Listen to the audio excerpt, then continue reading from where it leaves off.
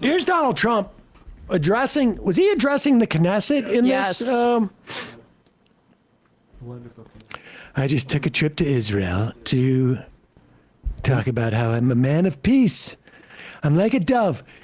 This address to the Knesset feels like it is like some type of industry dinner, like as if like the tri-state Real Estate Association. Buick, Tri-State Real Estate Association or Buick dealerships of the tri-state area got together to give an award for the best sales or whatnot. I mean, this is in any other context, in any other administration, this is, again, one of those things where people will be like, wait, what? Because what he accuses Miriam Adelson of in this speech. You mean compliments her on? Or compliments from his perspective is literally one of the things that the Trump administration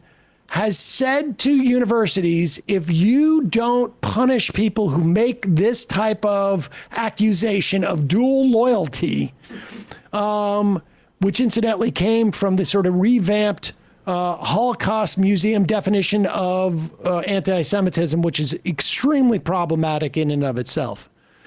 But it was adopted by the Trump administration to impose on universities as a measure of whether you will get federal funds. He does this, which literally is against the edicts of the Trump administration, but it's all thrown off so casually. It's like, I remember when we were like, are we going to hit our Buick sales for the month? And we had to move a couple of, real clunkers. And here we go. Broken promises from many other American presidents, you know that. They kept promising. I never understood it until I got there. There was a lot of pressure put on these presidents. It was put on me too, but I didn't yield to the pressure. But every president for decades said, we're going to do it. The difference is I kept my promise and officially recognized the capital of Israel and moved the American embassy to Jerusalem. Yeah, pause it for 1 second. He says there was a lot of pressure, but I didn't yield to it. And then I yielded to it. Right. That doesn't make any sense. It's a good point. And also, what do you mean a lot of pressure from your Zionist donors and then you yielded to it? Well, clearly he means pressure the opposite direction. He's going to explain exactly. I know. But it's also just like, no, there were previous presidents that thought this would be way too extreme of an action, including Republican presidents prior to you, including George W. Bush, including Ronald Reagan, who were reigned in Israel even more than Joe Biden, and Trump and Biden are like competing as to who is more of a supporter of genocide.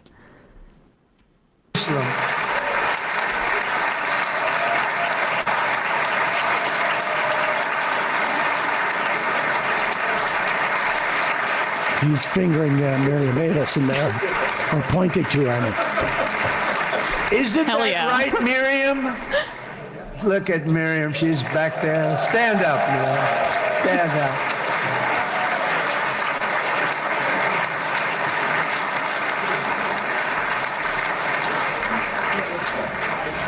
Miriam and Sheldon would come into the office. They'd call me. He'd call me. I think they had more trips to the White House than anybody else I could think of. Look at her sitting there so innocently. She's got $60 billion in the bank. $60 billion. And I think she's saying no more. And she loves Israel, but she loves it. And they would come in, and her husband was a very aggressive man, but I loved him. He was a very aggressive, very supportive of me. And he'd call up, can I come over and see you? I say, Sheldon, I'm the president of the United States. It doesn't work that way. He'd come in. But he'd come over anyway. We're very responsible. So it works that way. Including getting me thinking about Golan Heights, which is probably one of the greatest things to ever happen to Israel. Oh, yeah, I'm always saying that.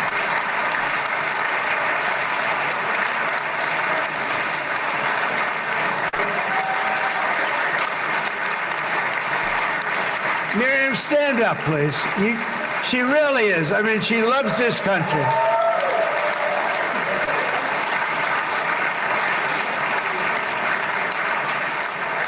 You half expect to hear like knives and loves forks this country. clank Her and her over the husband chicken are so- Kiev. Like this, it feels like a dinner. Totally. I'm up here. We're gonna have a great night for everybody tonight, and we're gonna give some awards. And Miriam, stand up. She loves this country. Go ahead. I mean, but like you can see how Trump, in terms of people who voted for him, one of the biggest factors in the election was people who don't pay a lot of attention to the news. But if anybody is actually paying attention, he's revealing the little things behind the scenes about how American politics works. And he's just so much more openly transactional about it. So there is an education here to be had. Definitely. It's just that he relies on his base being completely closed off to that possibility. And the opposition having no ability to run with it. Exactly. She loves this country. Her and her husband are so incredible. We miss him so dearly. But I actually asked her, I'm going to get her in trouble with this, but I actually asked her once, I said, so Miriam, I know you love Israel.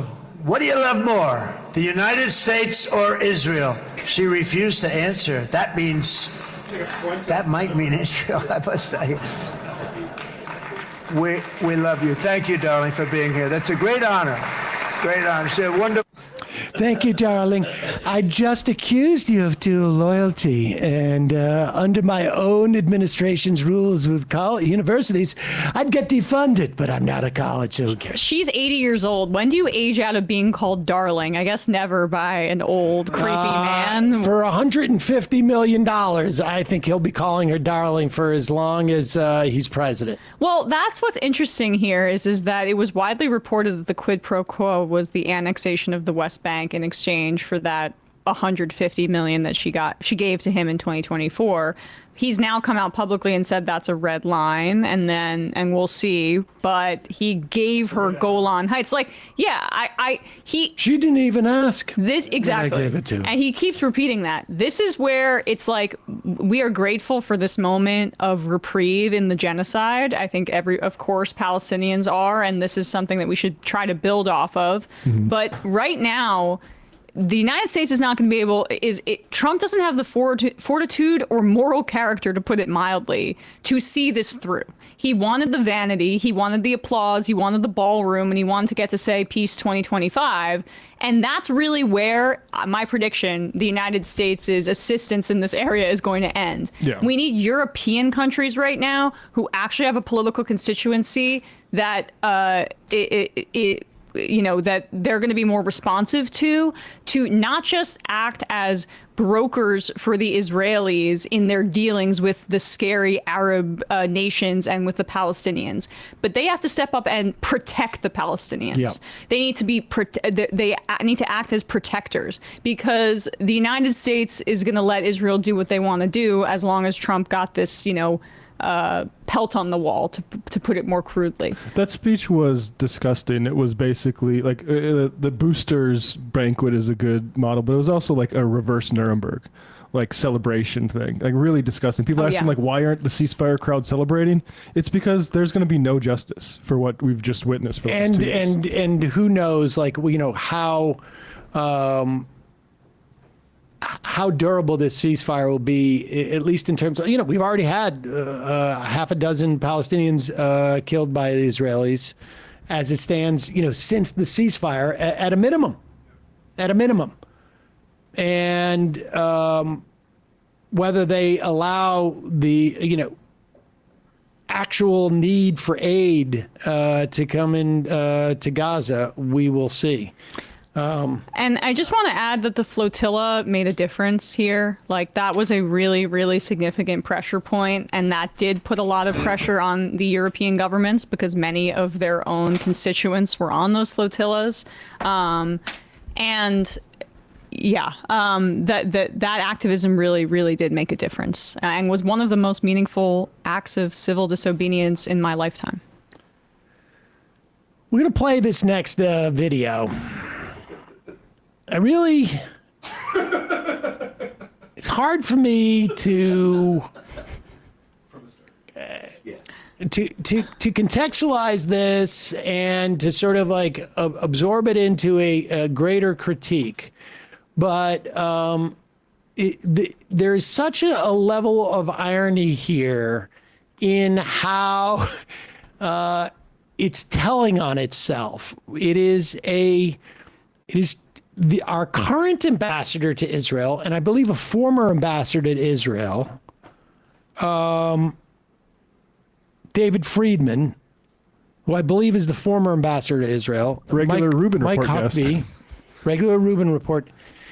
And comedian Elon Gold, who I used to know, he was a Boston guy, I believe, 30 years ago. And when Brian told me it was Elon Gold singing this, I was like, wait, no, what? They are singing a song that they have written themselves, funny stuff, to the tune of Sweet Home Alabama, which I don't know if everybody knows. This is one of those things where I'm like, oh, everybody knows this song. And then I realized, like, I'm old.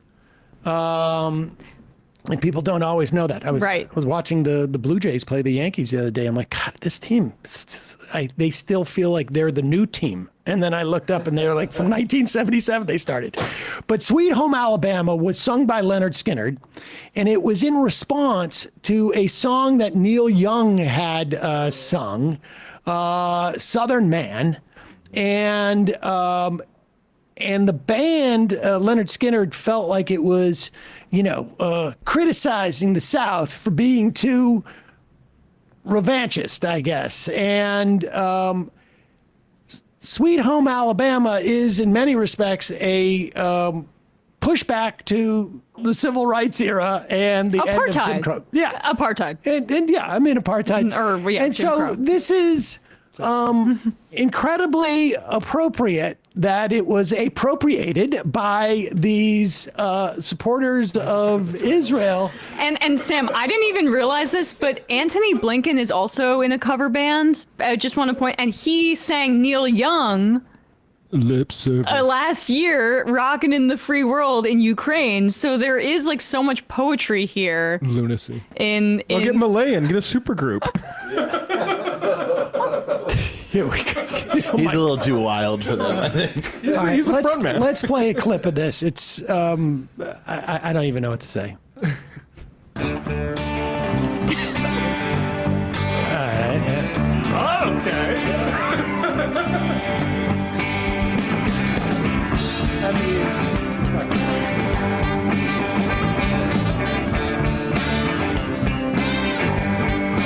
The bass is not normally that loud in the mix. Yeah. I guess I am The surprised horns aren't. he's not using a pick at all, Huckabee. I guess I'm pleasantly surprised with his skills. Oh, God. Keep on turning. Just 2 days and we are through. Then we start from the beginning. Hashem's holy words begin anew.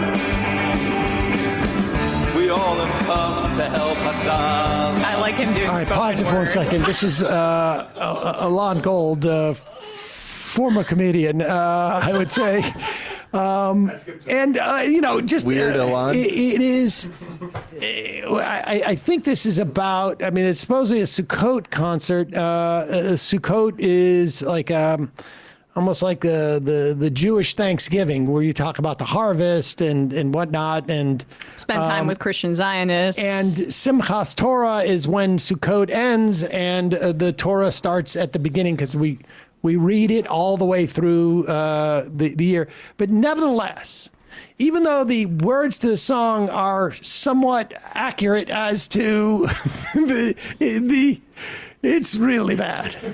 Here's a sweet home shoehorned. part. the Torah scrolls keep on turning. Yes, in fact, they do. Sweet home Yerushalayim. Yeah. Where God's words ring so true. Mike is locked in. This is the best, the most he's ever impressed me. Lord, I'm coming home to you. Oh, friends and friends So he was the best vocalist they could find? The United Nations call us crooks. But Donald Trump claims all is real. Thumbs up. Just as it says in all the holy books. Yeah! That's our ambassador to Israel on bass, by the way. On the Rickenbacker. So true. He's got a monogrammed. I cat. feel like I can't. I had a significant amount of interactions with Elon Gold, but this is like 30 years ago. So it's like sort of like and to be fair, that era of my life was also involved a lot of other substances that would have confused me as to. But I feel like I must have had an opportunity in some way to derail his career, and so that this is like I feel like I missed an opportunity to stop this from happening. I think if we kept his career on rail, Right. this wouldn't have happened. This is what happens when you're derailed. This is absolutely. Yeah, I feel like this is all despite Sam. I actually think that the last I heard of him, he was at a Barry Weiss birthday party. No, that's so out of character. I need to check on that. Yeah. Was that the birthday party where you already revealed this story? But that's Well, okay. I don't want to say anything further. People can look it up. Is that where he's saying a Jewish boy can survive? I don't. Whatever parody he was doing that time. Many say we have no capital, though we're here for 3,000 years. I'm just reading the other lyrics. This is well, we'll allow folks to go and enjoy that themselves. I love to call it the UN in the chorus. Yep. Rock and roll, man. Hey, folks, don't forget to hit the subscribe button and check out our daily show. We do it every day at 12 p.m. Eastern for about 2.5 hours. We even take phone calls. You should check that out.